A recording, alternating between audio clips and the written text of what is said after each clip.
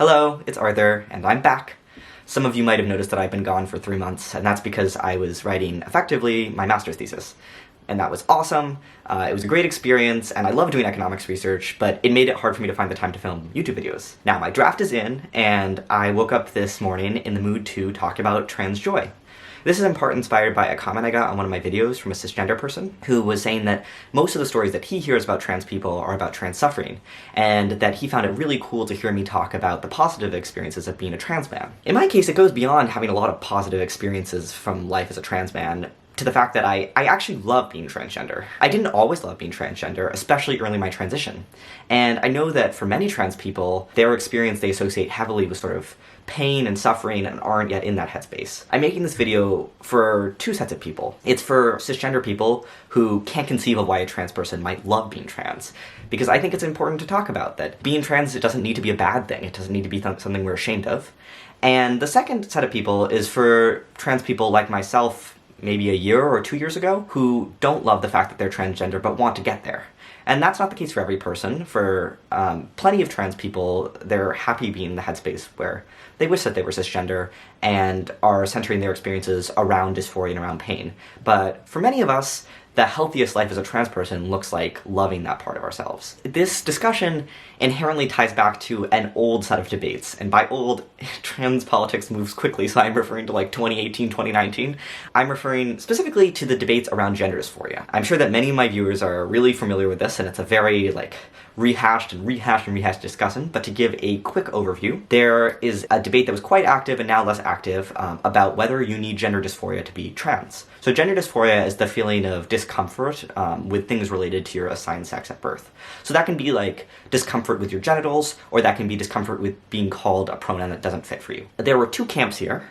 And I was watching these videos as a person that was questioning transition, or at some point as a person who I knew I was trans, but I hadn't yet put the steps in motion to begin my social and medical transition. So I was watching these videos and I observed that the people who talked about really that you need gender dysphoria to be trans, and who really emphasized that as a requirement to being trans and an essential part of the trans experience, tended to be less happy with themselves and less happy with being trans. They would also make videos talking about how much they wish that they were cis, how strong their dysphoria was, and they tended to conform more in the ways that they presented. So the trans men would look quite masculine, the trans women would look quite feminine, and they often were binary. I also observed that for some of them, but not all of them, these discussions would take place with sort of mean language or bullying language. So these people would talk about fake trans people, transgenders, who didn't have gender dysphoria. At least they perceived that they didn't have, these YouTubers would claim that these other people didn't have dysphoria, and they would talk about them cruelly. Then on the other side, there would be the people who said, no, you don't need gender dysphoria to be trans. And some of these people would say, there's gender euphoria, the idea that you can feel so thrilled with changes to your body, or social transition, or a new name, that kind of thing, and that's a way to center the trans experience. Or in some cases they would just say no, there are people who don't have dysphoria but are trans. And these people who would push that, they were often gender non-conforming, they were often non-binary, and they often seemed happier and more content in their transition. But what was interesting is that across the board, everyone that I watched said that they personally had gender dysphoria. So even the people that were saying, no, you don't need gender dysphoria to be trans, would say, yeah, but I am trans and I have gender dysphoria. So they were speaking up on account of some sort of hypothetical, non-dysphoric trans person. I know a lot of trans people in real life now. Yay, go me, I have trans friends. I don't know a single non-dysphoric trans person. And so it was interesting because I just couldn't figure out what the big deal was then when I was watching these videos in 2018, 2019. Why are we arguing so much about dysphoria as a language that we use around transition, if it does seem kind of like most people, if not all people who are trans experience it. And now it makes sense to me. The reason why I am against using gender dysphoria as the requirement for being transgender and really centering our language around being trans around dysphoria isn't because of some hypothetical non-dysphoric trans person who I've never met. I'm all for inclusion, I'm all for Big Tent. Anyone who says that they're trans, I'm cool with that, you're trans. But it isn't about including these people that is the reason why I'm so pro not hammering the dysphoria to be trans language. It's because of how I relate to my transness. When I emphasize dysphoria as the reason that I'm trans, I am less happy about the fact that I'm trans, and I am less happy in life. I don't think that it's correct or fair to force that kind of language onto people. In 2018, 2019, when I was realizing that I was trans, I did emphasize dysphoria in my own personal definition of my transness. And so I was thinking, like, why was that? I think at the end of the day, when you haven't yet transitioned and you haven't yet started life as the person that you want to be and the gender that you want to be, you don't have a lot of those like content and positive feelings. You mostly have the suffering of not being there yet. In my case, I really leaned into that suffering. And I leaned into it because I was more uncomfortable with the idea of being wrong, the idea of, oh my god, like, being trans is so gross and so disgusting. If I say that I'm trans and transition, and I'm wrong, like, that's terrible, that's horrible. I need to really make people know, and I really need to know that myself, that this is necessary for me to feel comfortable with transition. Leaning into the pain allowed me to feel like it was necessary. The peak of me being about to start transition, but not quite, was during COVID and during quarantine, at the start of quarantine. And I remember I was living with my ex. I would request, and luckily he didn't do this, but I said, call me she, like, call me she. I want to know that it hurts me so that I know that this is the right choice. I want to feel that. And so I was there, lying in bed, unwilling to be touched, looking at my chest to see, like, oh, I feel discomfort. Do I feel enough discomfort? Asking my ex to call me she, and just making myself feel terrible. And making myself feel terrible so that I knew that I was trans. And that's what, for me, the language centering dysphoria does. Is that if you really want that confidence, and if you want to know, like, oh god, like, I'm worried I might be trans, how can I know for sure? Is you have to test over and over again. Like, you scratch at that wound and pick at the scab, and make yourself feel shitty so that you know for sure that you are trans. That isn't how I feel about my transness anymore. And when I think about that, those days of being in quarantine, living half as a man and half as a woman in this hybrid experience with my ex, just sort of unhappy with my body, I think of that as some weird limbo time. I don't think of that as the trans experience at all. The counterpoint is people will say, what about gender euphoria? I don't think of my trans experience as about gender euphoria either. I've certainly experienced both dysphoria and euphoria. So I think of euphoria as like, I remember meeting up with a childhood friend and having them call me Arthur for the first time, and I was like, oh my god! Like, yeah, I'm Arthur! Oh my god! And now, when people call me Arthur, I mean, you can't have that reaction every time people do it. When people call me he, I'm like, yeah, like, I'm a he. That's me. I don't feel the same euphoria I felt the first time it happened. I associate being transgender as living an authentic life. So what does this feel like? I think that everyone, whether transgender or cisgender, has had some type of this experience in their life, where they've taken a step towards authenticity. I know that my dad feels uncomfortable wearing suits and formal wear, and so for him, the fact that he can go into his office dressed casually is really awesome and feels great to him. I know that my mom felt a lot of pressure to dye her hair brown, and so when she decided to grow her hair out gray, that was really powerful and allowed her to feel like she was accepting the fact that she is aging. I mean, this could mean anything. It could mean getting a new group of friends where you feel like you don't have to censor yourself, or it could mean wearing clothing that has religious or cultural importance to you. Being trans is that feeling, but so intensely. It's that feeling stronger than I've ever felt anything in my life before. It's the biggest leap towards authenticity that I could possibly conceive of, because gender impacts every part of your day-to-day life. People gender you every time they interact with you, and it's all subtle and it's all hard to perceive, but that shift from feeling, this isn't quite me, to wow, this is quite me, it's just so profound. I feel so comfortable and confident.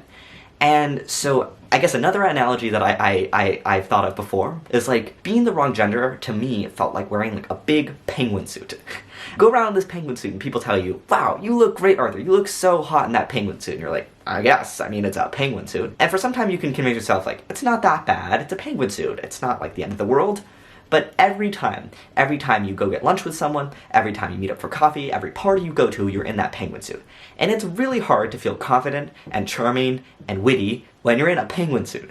You don't feel like you, and you feel like this like hesitancy because in the back of your mind, you can't stop thinking about the fact that you're wearing a penguin suit. You're not dressed like yourself, you aren't acting like yourself.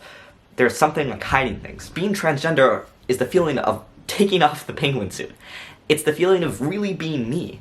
And really being me has gotten me so many of the best things in my life. So this is why I love being transgender. I associate it with like almost everything positive that I have these days. I am a better friend, I am a better researcher, I am a better partner, I'm a better person because I'm trans. Being trans and being me has made me feel more desire to be accountable, it has made me care more, it has made me more confident, because now it all feels real. And I think that Part of the reason why some people push for dysphoria to be an inherent part of the definition of transness is because they want people to take transition seriously, and they worry if people aren't emphasizing dysphoria, then they're just going about this all casually. I don't think that's inherently true at all. I think of being trans and my choice to transition as just one of many major life choices I made.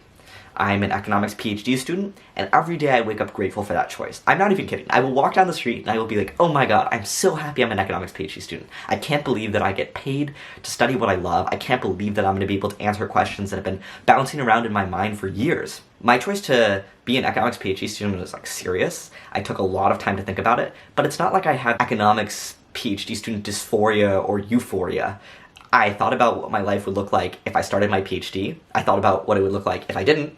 And I decided I wanted to start my PhD.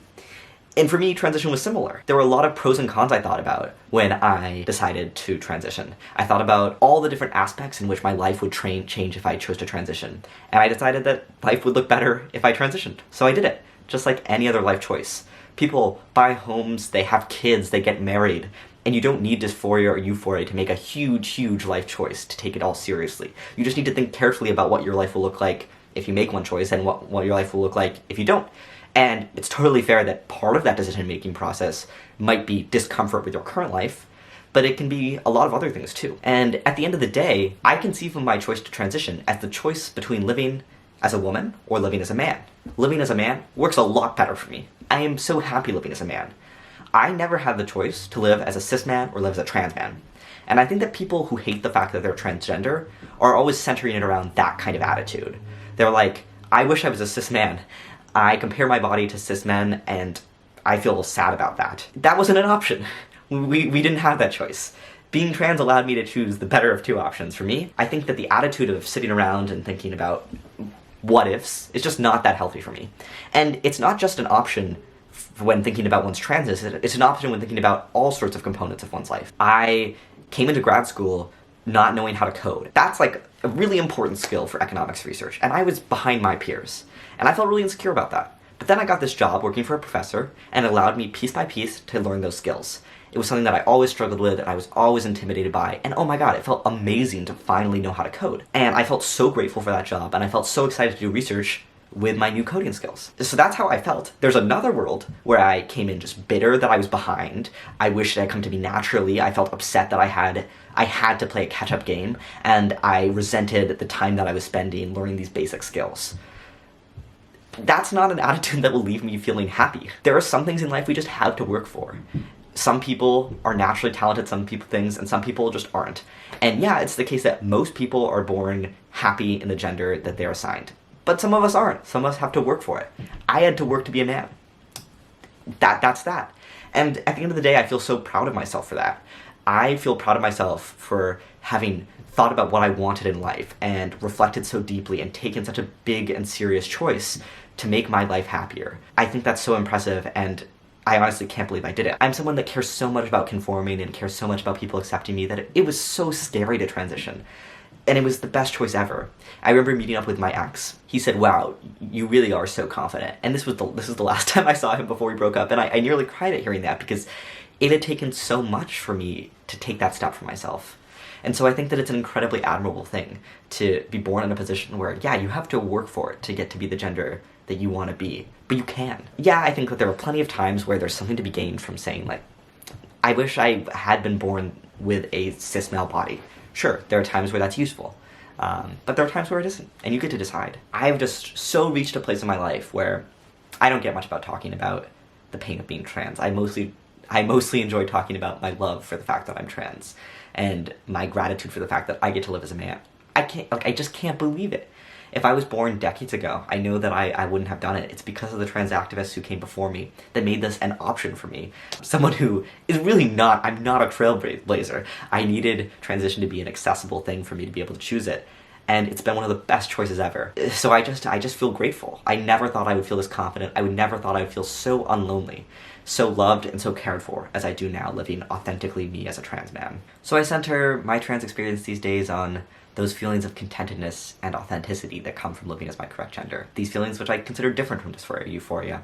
It's the feeling of like walking to class and walking by a car and just sort of looking to the side and seeing my reflection in the window and being like, wow, that silhouette is me. I gotta have that body. Like, that's the body. I worked for that and I have it now. It's just amazing. It's the feeling of like going to a party and meeting someone's friend from out of town and just saying, I'm Arthur. And they're like, cool, nice to meet you. That's my name now. I just get to live like that. It's the feeling of going to the beach with friends and just taking off my shirt and running into the waves and lying in the ocean shirtless and having the water just like lap over me. Just calmness and peace. It's the feeling of my family meeting up with me and my parents calling me their son. It just feels correct. It's the feeling of being someone's boyfriend. It's the feeling of knowing one day that I'll be a dad. I associate being trans with the fact that I meet other trans men and other trans people, and immediately we have a set of things to talk about. We immediately have a set of shared life experiences where they say, like, how did it feel when you first passed? Like, what was your feeling when you put on your binder for the first time? And we all lived that. We were all there at one point, and we already have that shared connection. It's the feeling of looking at childhood photos of myself, seeing a little boy and thinking, I grew up and I got to become a man. It's all of that. It's the feeling of lying in bed and running my hands over my really hairy thighs and thinking, wow, that's great. Or of shaving my face and feeling stubble. And so how could I not love being trans? It's fantastic. It's the reason I'm confident, it's the reason I'm happy, and it's the reason why I have such good connections with my friends and family these days, because I'm me, I'm Arthur, and being trans is what allowed me to be me.